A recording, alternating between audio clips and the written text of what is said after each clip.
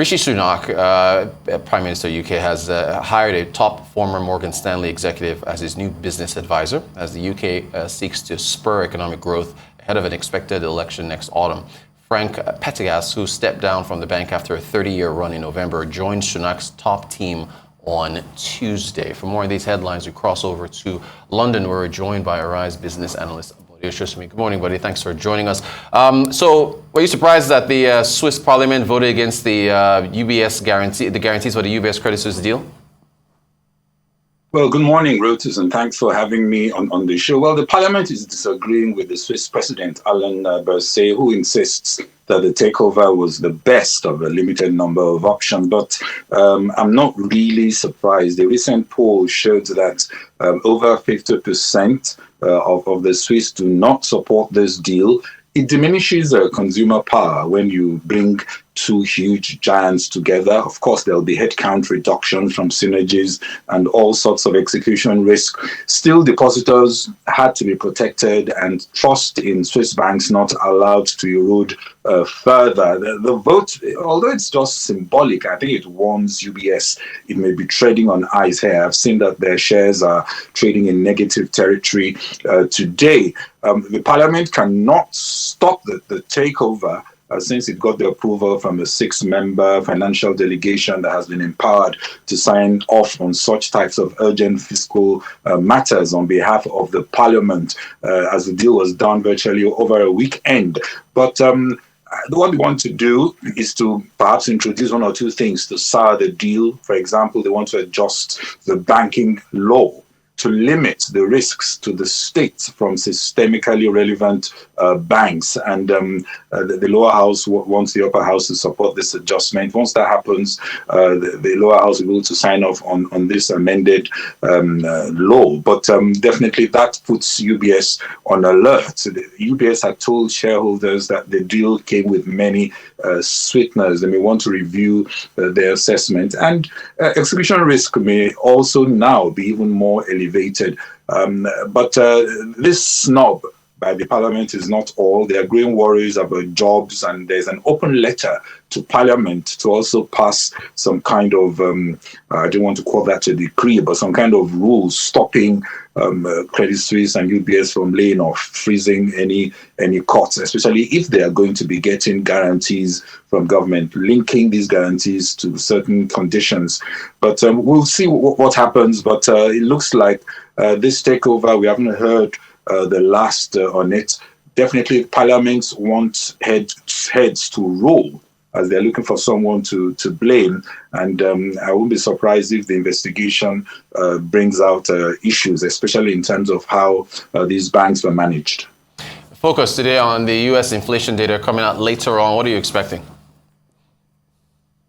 Well, as you know, that the expectation is that CPI is going to rise by 5.2% year on year after increasing 6% in February. The core reading is foreseen at 5.6%, up from 5.5%. Inflation did cool down in February, although at a slower pace than anticipated. My expectation is either we get on target inflation or slightly lower inflation growth in March.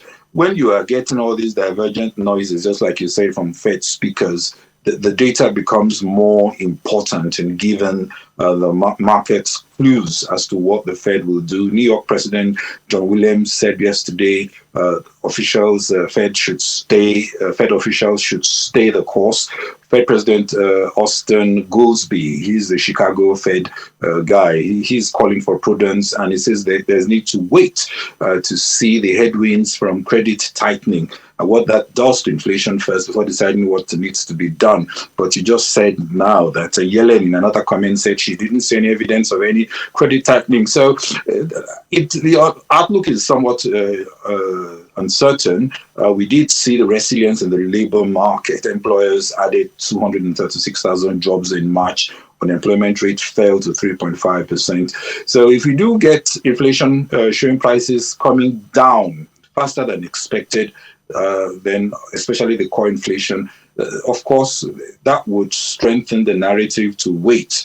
But if we do see an upsurge in prices, it could send a clear message of staying the course, or at least more concerns, and that would favor the safe haven US dollar. But markets for now are looking quiet, somewhat mixed, holding their fire ahead of this release and the FOMC minutes that will also be released tonight. Remember, we're also getting Q1 earnings this week, so it will be a busy week.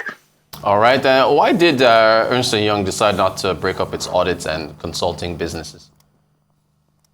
Well, yesterday's announcement throws a lot more uncertainty around the future strategy of Ernst Young, and of course, questions still need to be properly answered.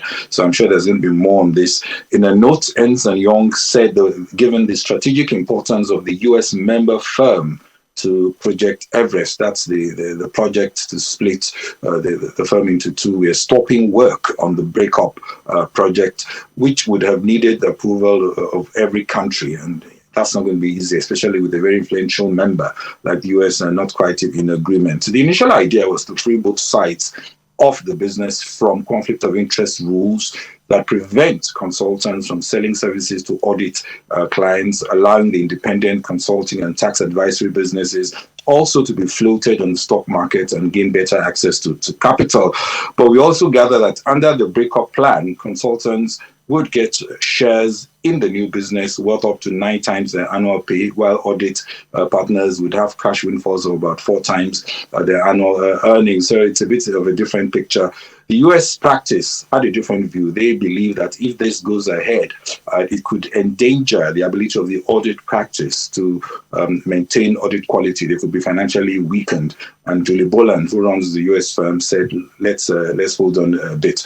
I was involved as a partner in a similar process in 1989. That was when Anderson Consulting was carved out of Arthur Anderson. The issues come down to fairness of compensation of partners operating with different business models and facing different strategic contexts in different geographies. You don't want obvious winners and losers when families are splitting, and both arms need to be able to move on unencumbered by any financial constraints or other issues such as feeling disadvantaged. So it's quite a tricky balance. In the case of Ernst Young, when the split was initially raised in 2021, consulting was seeing a historic boom on the back of the boom in corporate IT projects because of the pandemic. Now that boom is over, the situation has changed, the context has changed, the business case has changed, debt costs have risen, all the financial projections have been upended, and it's almost like starting all over again. And I guess that's why they're trying to rethink how to go about it. But it does raise questions on the future of the global chief executive, Carmine Di Sibio. He was the one expected to run the consulting business after the split.